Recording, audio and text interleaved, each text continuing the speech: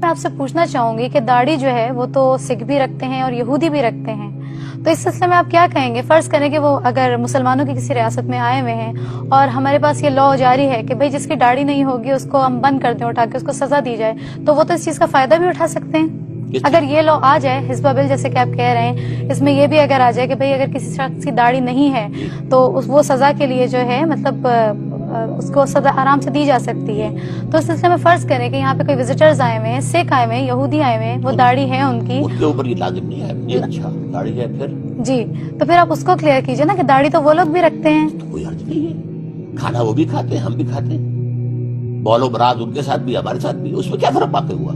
سوال تو یہ ہے کہ ایک مسلمان کے لیے وہ چیز لازم ہوگی۔ شیو کر رہا ہے جو شخص وہ بھی کسی کی اطاعت کر رہا ہے، کسی کی پیروی کر رہا ہے، وہ ویسٹ کے کلچر کی پیروی کر رہا ہے، اور ٹائی اگر پہن رہا ہے اس سے آگے مت جائیے، ایک مسئلے کے اوپر رہیے تو بار بار جو ہے ادھر ادھر سے اس سے فائدہ نہیں ہوتا۔ ایک یہ ضرور ہے کہ روکا گیا ہے کہ بحیثیت مجموعی جی آپ کسی دوسری قوم کا متشابہ نہ ہو جائے، ٹھیک، تو تشبہ جو ہے وہ اس جی میں طریقے یہی سے پوچھنا چاہ رہی ہاں، تھی تو اس میں یہ ہے کہ آپ ایسا لباس پہن کر ان کے داڑھی بھی نہ ہو، شیو ہو، اور یہ جائیں لندن میں، کون بتائے گا کہ یہ مسلمان ہے کہ ہندو ہے، یہ پارسی ہے، یہ کون ہے؟ وہی نہیں بتا سکتا۔ Your identity is last.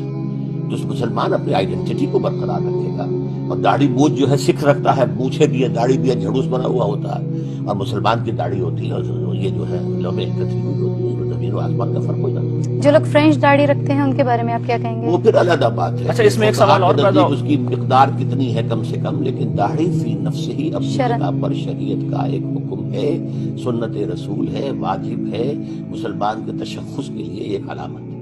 آپ کے نزدیک داڑھی رکھوائی جا سکتی ہے کہ گورنمنٹ یہ کبھی دیکھیے جی، واضح طور پر میں نے اپنا نقطہ نظر بیان کر دیا ہے کہ دین کے جتنے احکام ہیں ان سب کی پابندی ہم اللہ اور رسول کی اطاعت میں کرتے ہیں، اس کی تلقین کی جا سکتی ہے، ان کی ترغیب دی جا سکتی ہے، یہ ایک الگ بحث ہے کون سا حکم دین میں کیا حیثیت رکھتا ہے، لیکن نماز اور زکوٰۃ کے علاوہ ریاست کو اس میں مداخلت کا حق نہیں ہے۔ یہ اصل میں بنیادی حقوق کا مسئلہ ہے، قرآن مجید نے اس کو واضح کر دیا ہے۔ میں تو آپ تو ان واجبات اور سنن مؤکدہ کی بات کر رہے ہیں، میں حج کی بات کر رہا ہوں، میں جہاد کی بات کر رہا ہوں۔ بعض حالات میں جہاد ہر مسلمان پر فرض ہو جاتا ہے، اس میں وہ اللہ کے سامنے جواب دہ ہے، لیکن ریاست کارروائی نہیں کر سکتی۔ ریاست کے حدود اللہ تعالیٰ نے معین کر دی ہیں، اور اس وجہ سے نہ وہ داڑھی رکھوا سکتی ہے زبردستی، نہ عورتوں کو پردہ کرا سکتی ہے زبردستی۔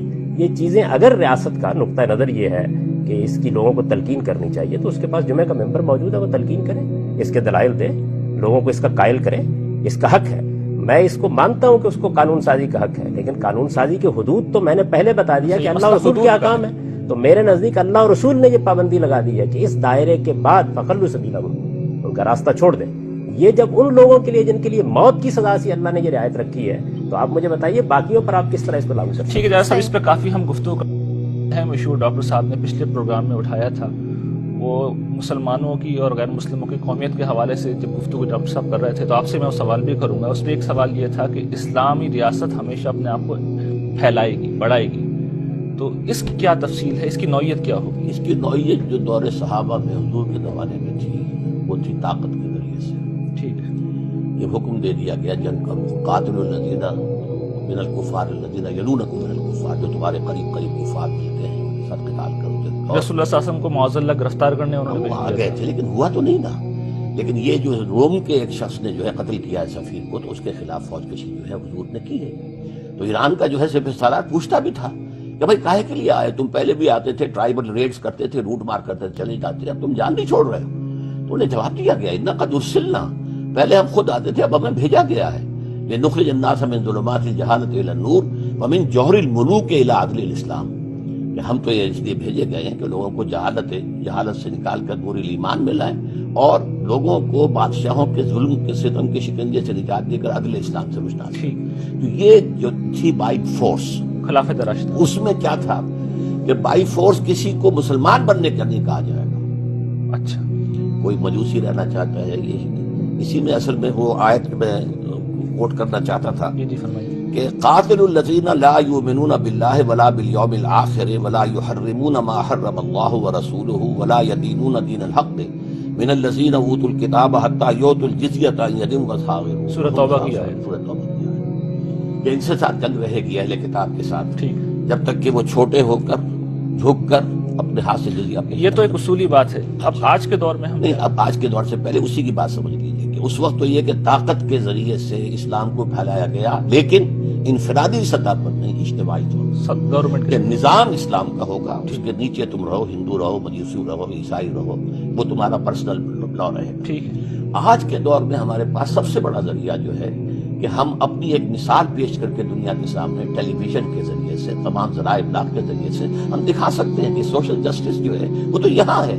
اور دیکھو، come and see with your own eyes کہ جو ایک نظم اجتماعی ہے جس کو قرآن مجید کہتا ہے. ڈاکٹر جاوید صاحب نے اس کا حوالہ نہیں دیا، اس آیت کا اہم ترین ہے. بات یہ بار بار کہہ رہے ہیں عدل انصافی کی، عدل اجتماعی کی، لیکن جو بات کہی گئی ہے سورہ حدید کی آیت نمبر 24 میں یا 25 میں، لقد ارسلنا رسلنا بالبینات وانزلنا معهم الکتاب والمیزان لیقوم الناس بالقسط.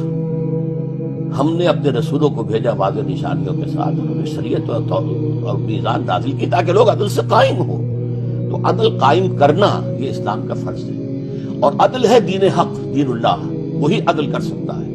عورت اپنے اعتبار سے سوچے گی، مرد اپنے اعتبار سے سوچے گا. آج کے دور میں ہم ایک اسلامی نظام آئیڈیل جب ماڈل کر لیں گے تو پھر جو ہے ہم اس کو پروموٹ کریں گے. اچھا، اگر فرض کر لیں لوگ نہیں مانتے، اگر کہیں وہ یہ ہمارے کہتے ہیں پاس کہ فورس ہوگی، اگر فورس استعمال کریں گے، حرام نہیں ہے. اچھا، لیکن یہ کہ عام طور پر اس کی ضرورت پیش نہیں آئے گی آج کے دور میں، اس لیے کہ دنیا گلوبل ولیج ہو چکی ہے. اچھا، 2-3 باتیں ڈاکٹر صاحب نے کہی، میں چاہتا ہوں انہیں سم اپ کر دیں. ایک تو یہ کہ خلافت راشدہ میں بائی فورس یہ کام کیا گیا.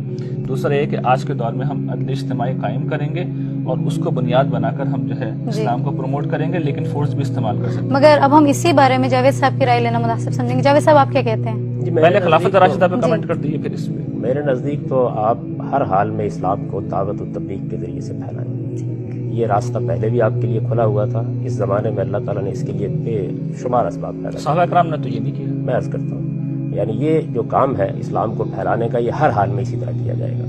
اس کے نتیجے میں ظاہر بات ہے کہ موجودہ جمہوری زمانے میں اگر کسی جگہ مسلمانوں کی اکثریت ہوگی تو وہاں ریاست قائم ہو جائے گی. دیکھیے، اسلام میں یہ نہیں کہا گیا کہ آپ کو ہر حال میں ایک ریاست قائم کرنی ہے. یہ بتایا گیا ہے کہ جہاں مسلمانوں کے پاس اقتدار ہے، جہاں کہیں ان کو اکثریت حاصل ہے، جہاں ان کو کوئی خطہ ارض میں آپ نے سیاسی حیثیت حاصل ہو گئی ہے، وہاں ان کے لیے کچھ دینی ذمہ داری ہیں جن کو پورا کرنا ضروری ہے. اللہ کا پیغام اس پہ ہم بعد میں بات کریں گے، لیکن وہ سوال میرا تھا خلافت راشدہ میں تو میں وہی عرض کر رہا تھا. یعنی یہ اصول ہے میرے نزدیک، یعنی ہر حال میں تبلیغ، تلقین اور تعلیم کے ذریعے سے ہم اپنے دین کی دعوت دیں گے. اور ہمارے دین میں اتنی قوت ہے کہ اگر ہم اس کے صحیح پیغام کو پہنچا سکیں تو انشاءاللہ دل اس کے لیے کھلیں گے. اب خلافت راشدہ پر آ جائیے. دیکھیے، بات یہ ہے کہ اس معاملے میں ایک بنیادی اصول یہ سمجھ لیجیے کہ اسلام میں جو جہاد ہوا ہے یا قتال ہوا ہے، دوسرے لفظوں میں کہیے، وہ 2 مقاصد کے لیے ہوا ہے. ایک تو ظلم و عدوان کے خلاف ہے، فتنے کو ختم کرنے کے لیے، پرسیکیوشن کو ختم کرنے کے لیے. تو ظلم و عدوان کے خلاف جہاد یا قتال یہ شریعت کا ابدی حکم ہے. یہ صحابہ کرام نے بھی کیا ہے، یہ ہم آج کے زمانے میں بھی کریں گے. اگر کسی جگہ ظلم و عدوان ہے تو ہم اس کے خلاف طاقت رکھتے ہیں تو ضرور اقدام کریں گے. ایک دوسرا قتال وہ ہے جس کا رسالت کے ساتھ خصوصی تعلق ہے. وہ قتال یہ ہے کہ جب اللہ کا کوئی رسول کسی جگہ مبعوث ہوتا ہے تو اس کی طرف سے اتمام حجت کے بعد اس کے منکرین پر اللہ کا عذاب نازل کیا جاتا ہے. یہ عذاب عاد و سمود کے معاملے میں آسمان سے نازل ہوا، اور یہ عذاب بنی اسماعیل کے معاملے میں اور نبی صلی اللہ علیہ وسلم کے مخاطب اہل کتاب کے معاملے میں تلواروں سے نازل ہوا. اللہ تعالیٰ نے اس کو خود بیان کیا کہ یعذبہم اللہ بایدیکم. تو در حقیقت یہ جو قتال ہے جس کی آیات ڈاکٹر صاحب نے بھی آپ کے سامنے رکھی ہیں، یہ قتال نبی صلی اللہ علیہ وسلم اور آپ کے صحابہ کے ساتھ خاص ہے. ان کے ساتھ اس کا خاتمہ ہو گیا. اس کے بعد دنیا میں کسی کو اس کا حق نہیں. اب صرف ظلم و عدوان کی بنیاد پر قتال ہو سکتا ہے. نہ اب جہاد یا قتال کی بنیاد مذہب ہے، نہ اسلام کی اشاعت ہے، نہ تسخیر ممالک ہے. اس کی بنیاد اب یہ ختم ہو گئی ہے. تاریخی حقیقت تو یہ کہ صحابہ کرام جزیرہ نما عرب سے نکلے اور انہوں نے جو ہے حملہ کیا ہے. یہ تو بالکل واضح حقیقت ہے. یہ عرب اور تک انہوں کا نے جہاد ہمیشہ تھا. 3 آپشنز رکھے ہیں. وہ کیا 3 آپشنز ہیں؟ اسلام لے آؤ، تم ہمارے برابر کے ہو جاؤ گے. ہم یہ بھی نہیں کہیں گے کہ we are senior Muslim, you are junior Muslim, اچھا. You will be all equal to us. Number 2، نہیں تو چھوٹے بن کر رہو. دین اللہ کا ہوگا، نظام اللہ کا ہوگا، اور وہی نظام عدل ہے، وہی نظام حق ہے. تم رہ سکتے ہو، یہودی رہو، عیسائی رہو، مجوسی رہو، ہندوستان میں آئے تو ہندو رہو، جو چاہو رہو. کسی ایک شخص کو بھی جبرن مسلمان نہیں کیا گیا. لیکن اگر یہ بھی منظور نہیں تو آؤ میدان میں تلوار فیصلہ کریں گے.